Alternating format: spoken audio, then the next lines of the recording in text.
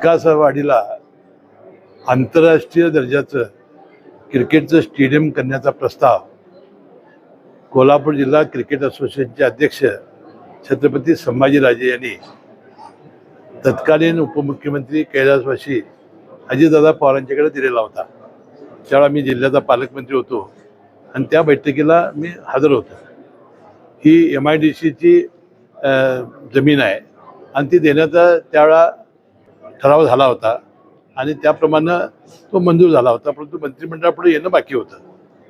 आता मुख्यमंत्री महोदयांचं मी अतिशय मनपूर्वक आभारी आहे की त्यांनी त्या दिवशी 4 गोष्टी अजितदादा पवारांनी ज्या बैठका घेतल्या होत्या आणि अजितदादा पवार ज्यामध्ये जास्तीत जास्त त्यांना इंटरेस्ट होता अशा गोष्टी करून त्यांना एक आदरांजली वाहण्याचा प्रयत्न मंत्रिमंडळाच्या बैठकीत करण्यात आला।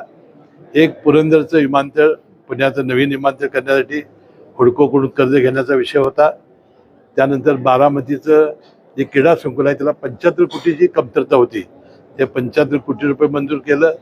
विकासवाडीचं आंतरराष्ट्रीय दर्जाचं क्रिकेटचं जे स्टेडियम होतं ते त्यांच्या काळात त्यांनी निर्णय घेतलेला होता, त्याची कारवाई करण्याचा प्रश्न असेल किंवा इंदापूरला जी शेती महामंडळाची जमीन होती ती MIDCला देऊन पुण्यामध्ये नवीन दुसरी MIDC, अशा एक 4-5 चांगल्या गोष्टी त्या दिवशी अजितदादा पवार यांच्या स्मरणार्थ मुख्यमंत्री महोदयांनी करून एक चांगली